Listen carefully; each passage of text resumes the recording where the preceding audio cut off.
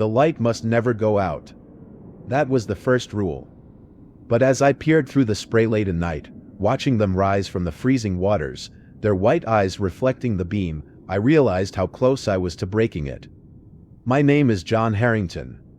I am the keeper of the Solitude Bay Lighthouse, a solitary tower that stands against the relentless waves like a crumbling sentinel on the edge of the world. I took this job to escape, to disappear, really, from the mess I'd made of my life on the mainland.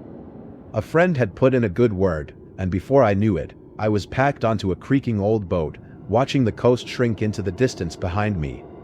The boat rocked violently as it navigated the jagged sea. Fergus, the old ferryman, hadn't said much since we departed, but I could see the wary glances he cast toward the lighthouse as it came into view. It loomed like a ghostly finger pointing accusingly at the heavens. I tightened my grip on my duffel bag, trying to keep my balance as waves slapped against the hull. "You'll be wanting to heed the rules," Fergus muttered suddenly, breaking the tense silence. His voice was rough, like stones grinding together. I turned to look at him, his grizzled face framed by a worn cap and a thick gray beard. "What rules?" I asked, trying to sound casual, though the word rules sent an involuntary shiver down my spine. "You'll see," he said, his eyes narrowing. "The last fella, well, he didn't take them seriously. And now he's not around to talk about it." He laughed, but there was no humor in it. His gaze flicked nervously toward the lighthouse again. "Keep the light burning, no matter what you see or hear. That's the most important one." Before I could ask him more, the boat bumped hard against the rickety dock, and he was offloading my bags with surprising speed for a man his age. The wind howled, whipping at my coat, and the icy sea spray stung my face.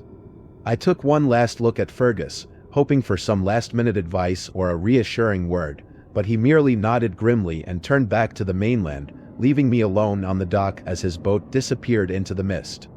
I climbed the worn, slippery steps leading to the lighthouse, my boots echoing off the slick stone.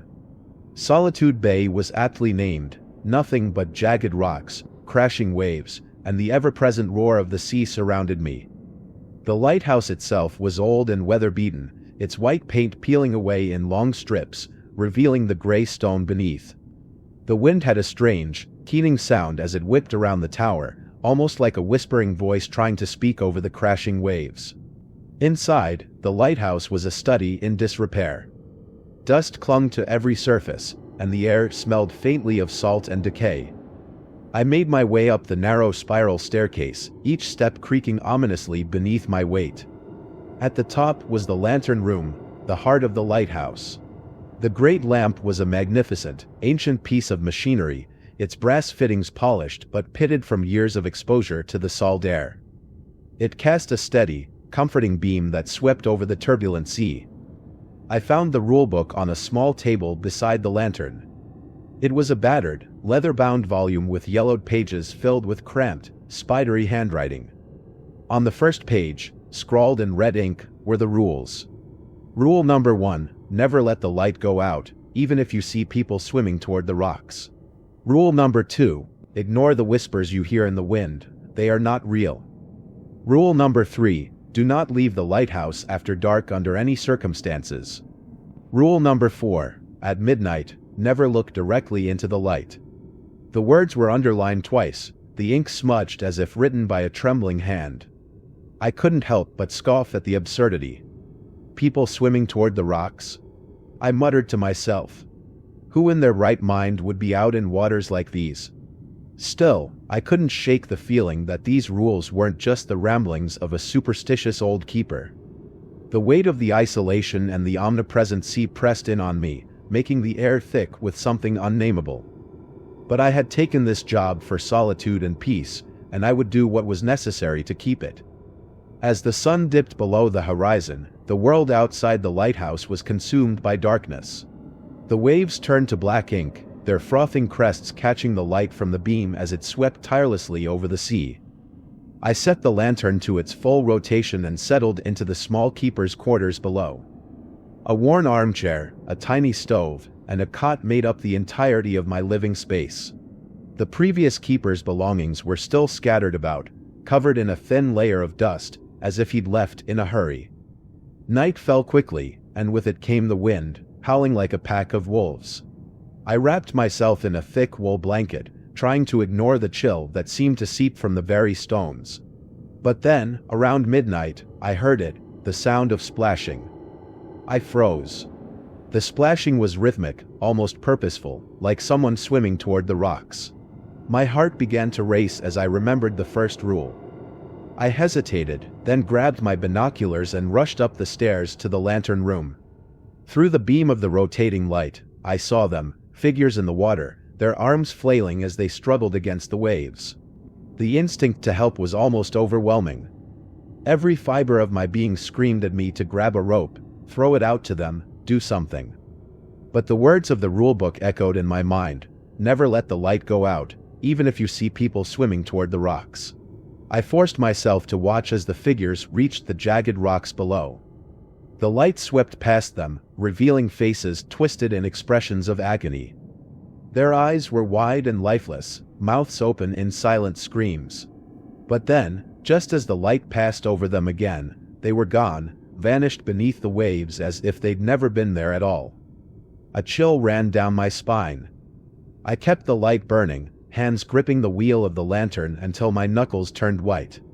The whispers started soon after, the faintest murmur carried on the wind, almost drowned out by the crashing waves. I told myself it was just the wind playing tricks on me, but deep down, I knew that something wasn't right. The night stretched on, each minute feeling like an eternity, but I stayed vigilant. I wouldn't let the light go out. It had been 5 days since my arrival, and the days had begun to bleed into one another. The endless gray skies, the ceaseless crash of waves against the rocks, and the relentless wind, it was like being trapped in a storm that never ended. But the nights were the worst. They stretched on forever, each one darker than the last, with only the narrow beam of light to keep the darkness at bay. The strange figures I'd seen on the first night had not returned, at least, not where I could see them.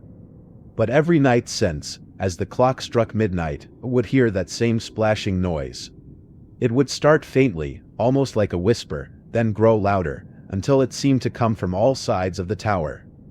I tried to ignore it, to follow the rules I'd been given. But on the 7th night, curiosity got the better of me. I grabbed the binoculars and climbed the narrow, spiraling staircase to the lantern room. The wind was howling louder than ever, rattling the windows as if trying to break in. I set the light to rotate slowly, the gears grinding like the creaking bones of some ancient beast. There they were again. Figures in the water. They seemed to bob in and out of the churning waves, their limbs moving in jerky, unnatural motions. This time, I forced myself to look closer. The beam passed over one of them, and for the briefest moment, I saw it clearly. It was a woman, her hair a tangled mess, her eyes wide and glassy. She was staring right at me. My heart froze, and I nearly let go of the lantern's wheel. But the moment the light moved on, she was gone.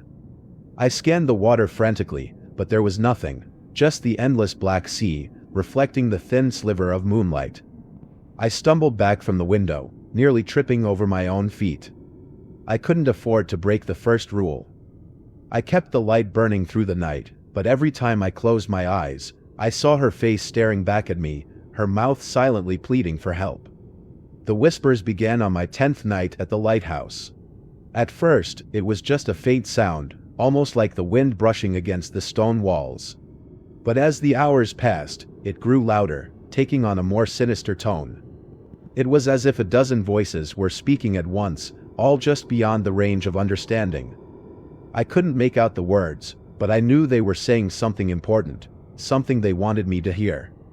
The rulebook's second warning echoed in my mind: ignore the whispers you hear in the wind, they are not real. I repeated it to myself like a mantra, trying to focus on the beam of light sweeping out into the darkness. But the whispers continued, growing more insistent, until it felt like they were right next to my ear. I could almost make out my name among the sounds, like a lover's whisper: John. John, come closer. It's just the wind, I told myself, but the words rang hollow. I tried to drown it out with music, turning the crank on the old gramophone that had been left by the previous keeper. The scratchy sound of some ancient waltz filled the room, but even that couldn't silence the voices. It was like they were inside my head, crawling into the corners of my mind where I couldn't reach them. By dawn, I was exhausted, my nerves frayed to the point of breaking. As I shut the light off for the day, I couldn't help but wonder if this job was worth it. But I had nothing left to return to on the mainland. This lighthouse was supposed to be my escape, my refuge. Instead, it was turning into a prison. The discovery of the journal happened purely by accident. I was searching for something to keep my mind occupied, a distraction from the whispers and the endless splashing in the night. In the storage room at the base of the tower, beneath a stack of rotting blankets, I found a loose stone in the wall. Behind it was a small compartment, and within it was the journal, bound in cracked, water-stained leather. It belonged to Edward Graves, the previous keeper of Solitude Bay. The first few entries were mundane: weather reports, maintenance logs, and notes about supplies. But as I read further, the tone of the entries changed. August 17th. The light flickered tonight, just for a moment. Thought I saw something out on the rocks. Can't be sure. Will keep watch. August 22nd. Saw them again. Figures in the water. Looked like people, but not quite right. Rule number 1, never let the light go out, even if they beg for help. Hard to ignore their faces. August 28th. The whispers are getting louder. Can barely sleep. Sometimes I think they're inside the lighthouse with me, just out of sight. But it's not real. I know it's not real. September 3rd. Looked into the light at midnight. I don't know why. It was like something took hold of me and wouldn't let go. Now the light, it's different. The shadows don't seem right. And the figures, they're closer now. Watching me. The later entries were erratic, scrawled hastily as if written in a state of panic. September 10th. I broke the rule. God forgive me. I let the light go out for just a moment. But they came. I can hear them outside, scratching at the door, whispering my name. They want me to turn off the light. But I can't. I won't. The last entry was almost illegible, the words smeared with something dark that might have been blood. September 15th. It's too late. The light won't stay on. They're inside. I can see them in the corners, moving just beyond the light. I'm going to try. God help me. The journal ended there. I closed the book, my hands shaking. It was clear that Graves had gone mad, but something about his words struck a chord deep within me. The more I read, the more I could feel the same madness creeping into my own mind. I couldn't afford to dwell on it. There was still the light to keep burning, and the rules to follow. But now, every creak of the floorboards, every whisper on the wind, seemed like a prelude to something much worse. 2 nights after discovering the journal, I found myself face to face with the most cryptic rule of all: at midnight, never look directly into the light. Midnight had always been the worst time, when the whispers reached a fever pitch and the figures in the water seemed to multiply. But now, after reading Graves' journal, I couldn't stop thinking about that last, desperate entry. He had looked into the light, and afterward, nothing had been the same. The temptation was maddening. I stood in the lantern room, my fingers gripping the railing, as the light spun slowly on its axis. The rule was clear, but what if there was something to be learned, some secret to understanding what was happening in this cursed place? Don't do it, I told myself.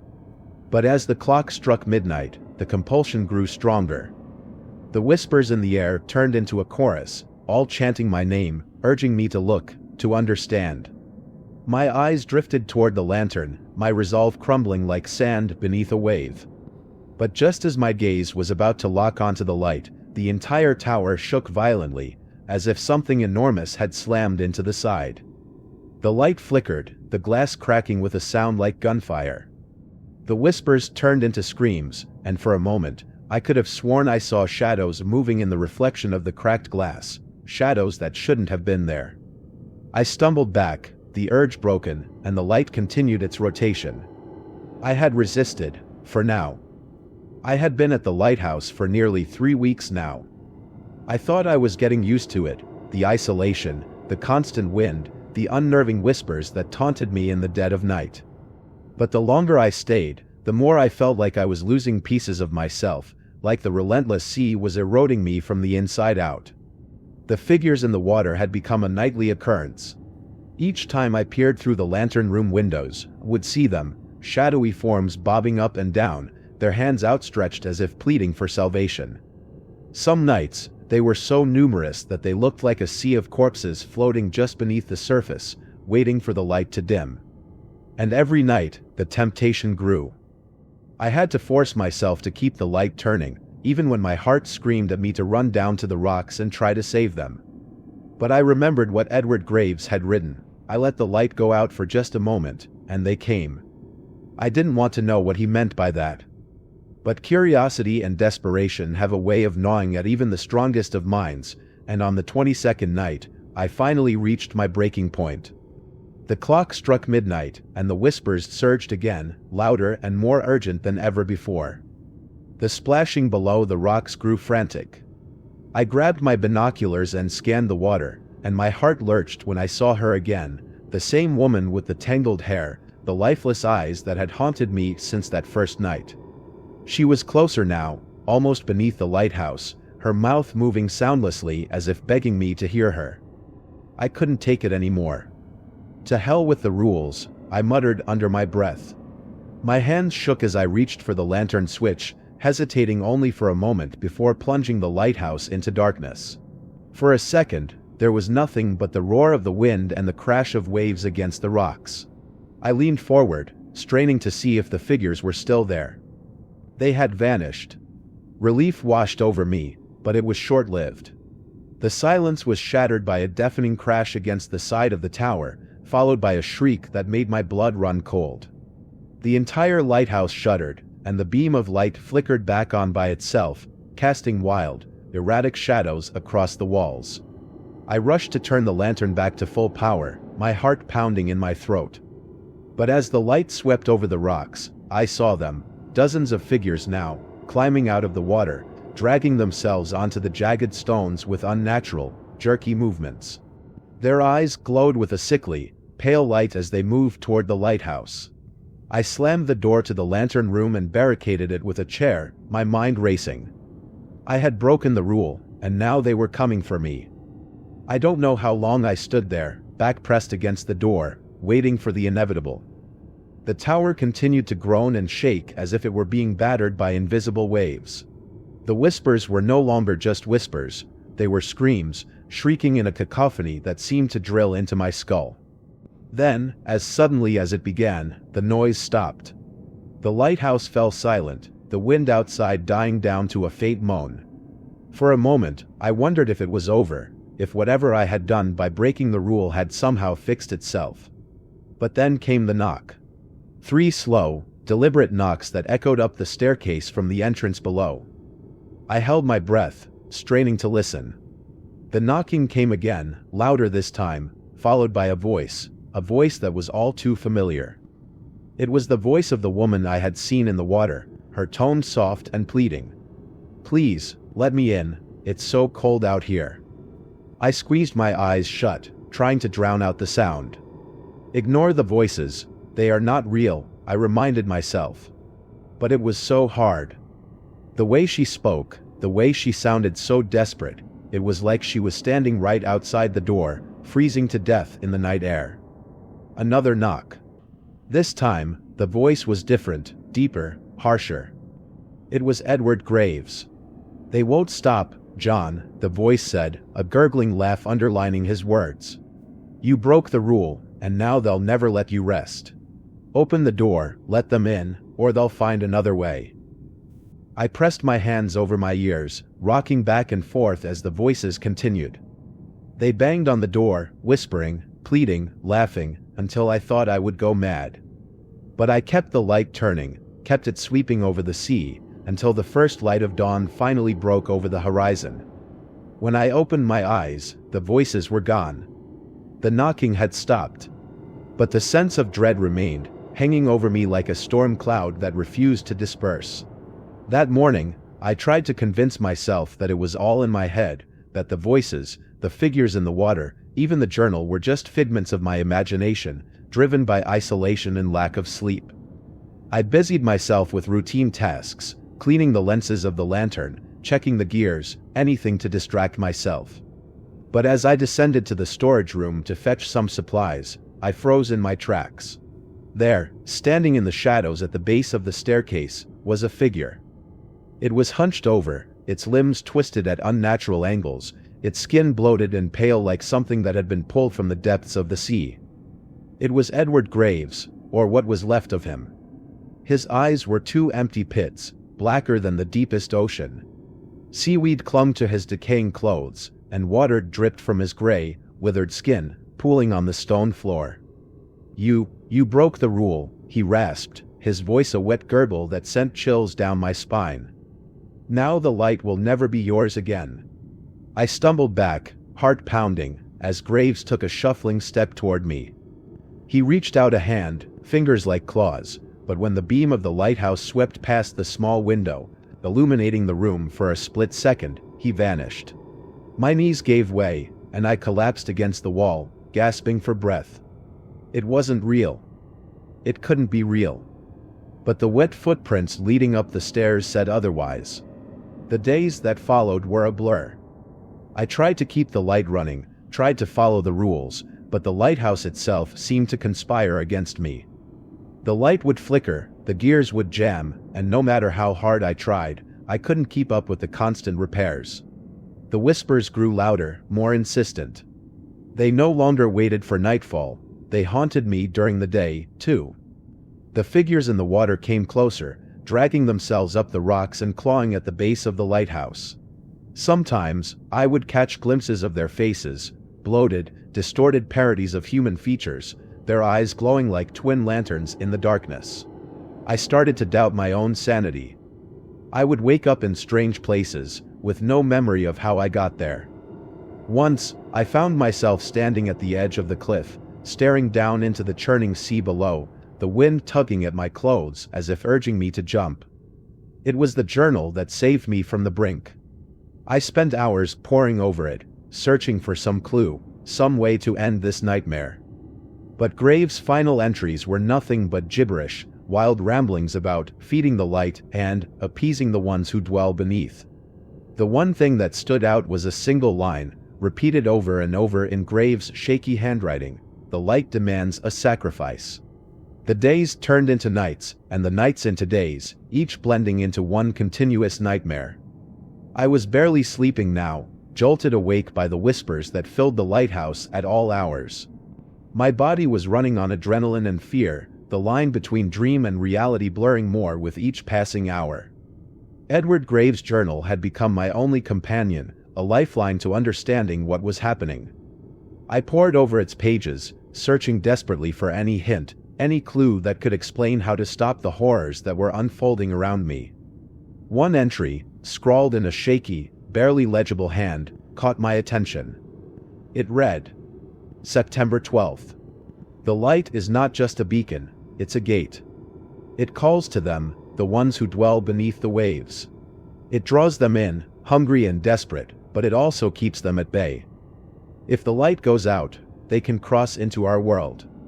A gate. The words sent a chill down my spine. I had always thought of the lighthouse as a simple structure, a tool for guiding lost ships through the treacherous waters. But if what Graves wrote was true, then this light was much more than that. It was a barrier, a thin veil between our world and whatever lurked beneath the sea. The implications were horrifying. If the light ever went out completely, even for a moment, the gate would open fully.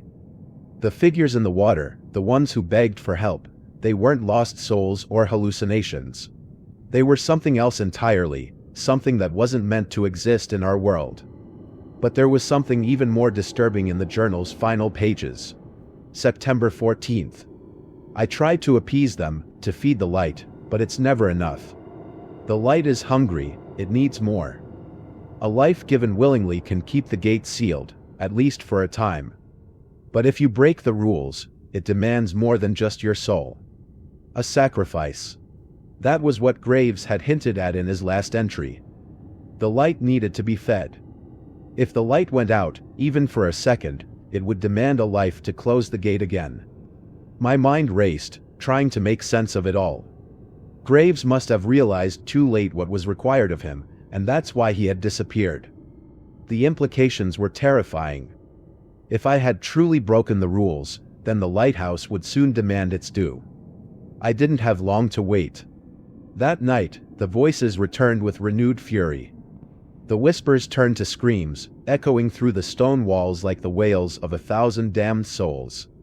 The light in the lantern room flickered erratically, casting shadows that twisted and writhed as if they were alive.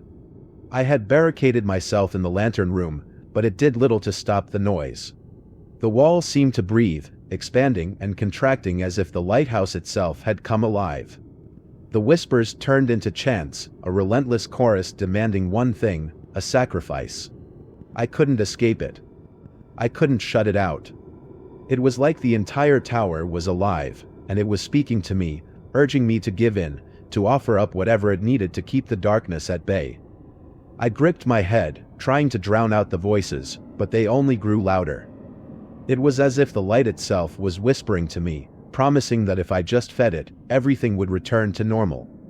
The figures in the water would vanish, the voices would stop, and I could finally have peace. But who, or what, was I supposed to sacrifice? The journal's cryptic hints about a life given willingly nodded me. Did it mean I had to sacrifice myself? Or someone else? But there was no one else here, just me, alone in this damned tower. Then, as if in answer to my unspoken question, there was a sound, a deep, guttural groan that came from the base of the lighthouse. I looked out through the lantern room's cracked windows, my heart nearly stopping at the sight that greeted me. The figures were back, but they were no longer just shadows in the water. They were climbing up the rocks, dragging themselves onto the narrow strip of land that surrounded the lighthouse. Their eyes glowed with that same sickly light, their mouths open in silent screams. And leading them was the twisted, bloated form of Edward Graves. A storm had rolled in from the sea, and the wind howled like a pack of rabid wolves as the waves crashed against the rocks with the force of a battering ram. The lighthouse groaned under the onslaught, the ancient stones trembling as if they would crack open at any moment. I could hear them outside, Graves and the others, clawing at the walls, trying to find a way in. The door at the base of the lighthouse rattled on its hinges, the sound of splintering wood echoing up the stairwell. Desperation clawed at me. I knew I couldn't hold them off forever. The light was flickering again, the gears grinding and sputtering as if something were trying to force it to stop. I couldn't let it go out, not even for a second. If the light failed, the gate would open fully, and whatever horrors lay beyond it would pour into our world. But the voices were inside my head now, screaming at me to give in, to open the door and let them in. Feed the light, feed the light. I stumbled down the stairs, my mind racing. If the journal was right, if a life was what the light demanded, then perhaps I could stop this nightmare. But how? There was no one here but me, and I couldn't sacrifice myself, not yet, not when I was the only one keeping the light going. That's when I saw it, an old rusted knife left on one of the tables in the storage room. It must have belonged to Graves. I picked it up, turning it over in my hands. The blade was still sharp enough. I looked down at my hands, trembling violently. Could I really do it? Could I offer up my own blood to appease whatever dark force controlled the light? The thought of slashing my own wrists, of watching my life drain out onto the cold stone floor, filled me with a terror that was almost paralyzing. But outside, the pounding on the door grew louder, more insistent. The whispers turned into a deafening roar, and the lantern's light dimmed, flickering like a candle in the wind. I didn't have a choice. With shaking hands, I dragged the knife across my palm, wincing as the blade bit into my flesh. Blood welled up, dripping onto the floor, and as it did, the whispers faltered. The light above me flickered back to full strength, the gears grinding to life as if the tower itself were feeding on my blood. The effect was immediate. The pounding on the door stopped. The figures outside the windows retreated, their eyes losing their glow. For a moment, the world was still. The lighthouse was silent, the only sound the slow drip of my blood onto the cold stones. I thought it was over. I thought I had done enough. But then, I heard it, a voice, soft and insistent, coming from the very walls of the lighthouse. It wasn't one of the whispers, it was something deeper, more ancient. More, it said. More. The light began to dim again, and I realized with horror that my blood wasn't enough. The lighthouse demanded a greater sacrifice. It needed more than just a few drops, it needed a life. With the knife still in my hand, I turned toward the staircase. The only life left to give was mine. As I climbed back to the lantern room, my vision blurred, my steps unsteady from the blood loss. The wind outside had picked up again, and the lighthouse groaned as if it were mourning the fate that awaited me. The beam of light swept over the sea one last time, illuminating the dark waves, the jagged rocks, and the silent, waiting figures below. I knew what I had to do. The light needed a keeper, someone to tend it, to keep the gate closed. But it also needed blood, and if I didn't give it what it wanted, the world outside would pay the price. With a final, shuddering breath, I plunged the knife into my chest, feeling a coldness spread through me as the blood poured out. The light above me flared brilliantly, blindingly, as if feeding on my sacrifice. As darkness closed in around me, I saw them, Graves and the others, watching from the shadows, their eyes glowing with a malevolent light. They weren't trying to get in anymore. They were waiting. And then, just as the light flickered out, I realized the truth. The lighthouse didn't just demand a sacrifice to keep the gate closed. It demanded a soul to keep it open. The pain was fading, replaced by a strange numbness that seeped into my bones. My vision blurred, narrowing to a tunnel as darkness crept in from the corners. I could hear the faint thrum of the light above me, steady and constant, its beam once more slicing through the thick fog outside. The last thing I remembered was the sensation of cold stone beneath me and the coppery scent of my own blood filling my nostrils. And then, nothing. But as the darkness claimed me, something unexpected happened. I didn't die. Instead, it felt as if I were being pulled apart, my consciousness unraveling like a frayed rope. The light enveloped me, a blinding white that seared through the remnants of my mind, pulling me towards something vast and incomprehensible. I was no longer in the lighthouse. I was somewhere else, somewhere cold, wet, and filled with a deep, eternal darkness. The sensation of being submerged in icy water sent a shock through my body, and I realized that I could no longer feel my heartbeat. There was no warmth, no breath, no pulse, just an endless abyss. I tried to scream, but no sound came. My voice was lost, swallowed by the depths. And then I saw them, the figures that had haunted me from the water. They surrounded me, their eyes glowing like distant stars in the dark.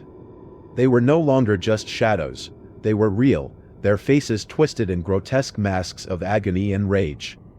"Welcome," one of them whispered, its voice a rasping echo in my mind.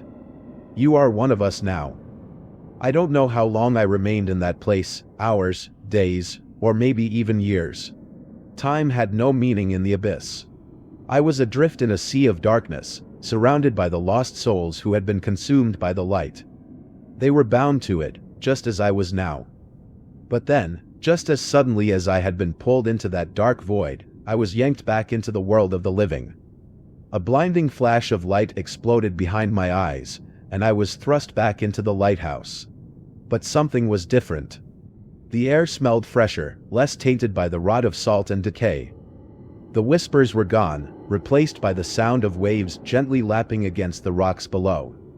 I opened my eyes, expecting to see the lantern room, but instead, I found myself standing at the base of the lighthouse. The air was thick with the scent of seaweed and brine, and the light outside was dim, like the twilight just before dawn. I was no longer alone. The door to the lighthouse creaked open, and a figure stepped inside, a young man, dressed in a thick coat and woolen hat, his face creased with the weariness of a long journey. He carried a duffel bag slung over one shoulder and a lantern in his other hand. He looked around, taking in the old stone walls, the winding staircase, and the flickering light above. I wanted to call out to him, to warn him, but no sound came. I realized with growing dread that I could no longer move. I was trapped, bound to the light, just as Graves had been. I was the new guardian, the latest in a long line of souls sacrificed to keep the gate sealed. The young man paused at the foot of the stairs, his eyes narrowing as he noticed the old rulebook lying open on the floor. He picked it up, flipping through the yellowed pages, his brow furrowing as he read the familiar list. Rule number 1, never let the light go out, even if you see people swimming toward the rocks. Rule number 2, ignore the whispers you hear in the wind, they are not real.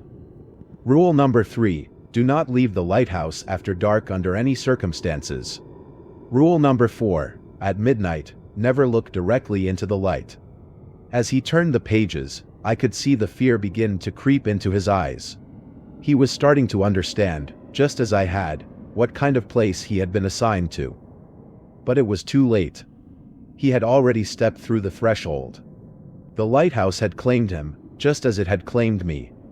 The new keeper, a man named Thomas, if I overheard the whispers correctly, settled into the same routine that I had once known so well. He cleaned the lantern, maintained the gears, and kept the light turning through the long, lonely nights. But it didn't take long before he, too, began to hear the whispers. I watched, helpless, as he grew more and more desperate, his sanity fraying at the edges. He would wake in the middle of the night, shouting at the shadows that danced along the walls, demanding they leave him in peace. But there was no peace to be found here, not for him, not for anyone who came to this cursed place. The figures in the water returned. They called to him, just as they had called to me. And slowly, inevitably, he was drawn toward breaking the rules. He was tempted to turn off the light, to give in to the pleading voices, to open the door to the darkness beyond. I wanted to stop him, to somehow reach out and tell him that it would never end if he gave in. But I was powerless, a silent observer bound to the lighthouse for eternity. I could only watch as he stumbled down the same path I had taken, his mind unraveling thread by thread. The light was hungry, and it would never be satisfied. It demanded sacrifices, lives offered up to keep the gate sealed. And it would always find a way to claim them. The day finally came when Thomas broke the first rule. I could feel it, the instant the light flickered and died. The darkness rushed in, cold and suffocating, and the figures in the water began to rise again. They clawed their way up the rocks, their eyes burning with that same otherworldly glow. The scream started, echoing through the tower as the whispers turned into a triumphant roar. Thomas tried to restart the lantern, fumbling with the gears, but it was too late.